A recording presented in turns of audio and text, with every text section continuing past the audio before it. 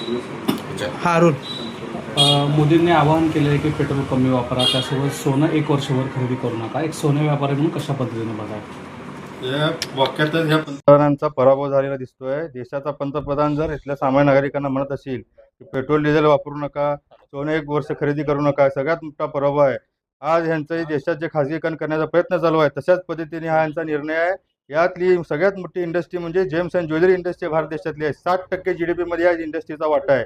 तर हा यांचा डोळा या अदानी आणि अंबानीच्या घशामध्ये का अडाणीच्या घशामध्ये घालायचा आहे का, हा प्रश्न आम्हाला सामान्य वापरणं पडलेला आहे.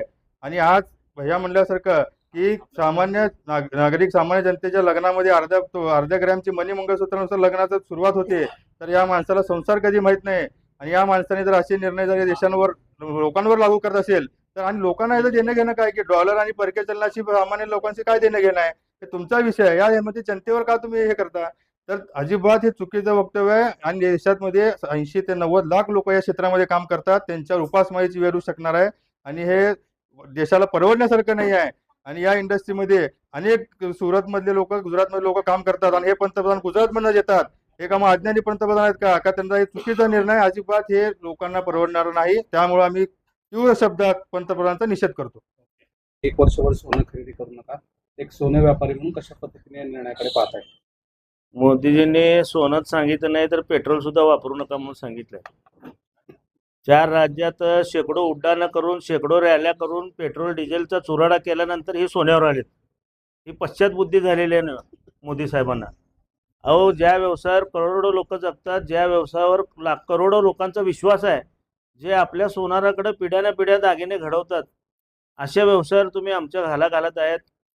जवळपास 1.5-2 कोटी लोक या व्यवसायावर अवलंबून आहेत.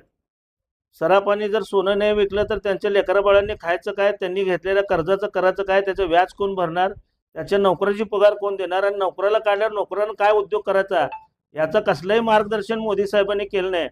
मोदी साहेब, तुम्ही हिंदू धर्माचा फार पुरस्कार करता, परंतु गळ्यात अर्धा ग्रॅम असू दे किंवा 1 ग्रॅम असू दे, त्याची वाटी मणी मंगळसूत्र घातल्याशिवाय आपल्या हिंदू लोकांचा संसार सुरू होत नाही. अशा हिंदू धर्माच्या पवित्र मंगळसूत्रावर देखील तुम्ही घाला घातलात.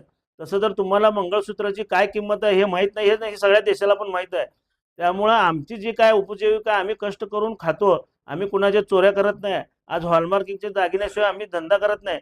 असं असताना प्रामाणिकपणे सचोटीने व्यवसाय करणाऱ्या तुम्ही सोनं विकताना पण पैसे घेता आणि मोडताना पण 3% GST घेता. एवढा महसूल कुठल्याही व्यवसायातनं मिळत नाही. कारण जिथं सोनं विक्री केली जाते तिथं जेव्हा खरेदी केलं तेव्हा 3% म्हणजे डबल मिळते गव्हर्नमेंटला. असं असताना तुम्ही करोडो लोकांच्या पोटावर पाय द्यायला निघालेला आहात. हा पश्चात बुद्धी आहे आणि हा पंतप्रधान मोदींचा पराभव आहे. सोनं खरेदी करू नका असं ते मोदींनी आवाहन केलं आणि त्यानंतर आता कारागिरांची काय नेमकी परिस्थिती होणार काय?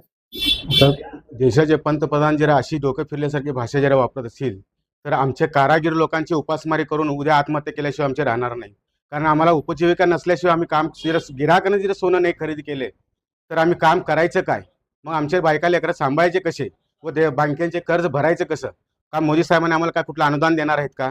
मग त्याचीही पूर्तता करून मग देशावरती ते सांगायचं की सोनं खरेदी करू नका किंवा डिझेल पेट्रोल वगैरे वापरू नका, कमी वापरा म्हणून सांगावे. कारण आम्ही कारागीर लोक काय करायचं? काय नाव? नागराज कंदकूर.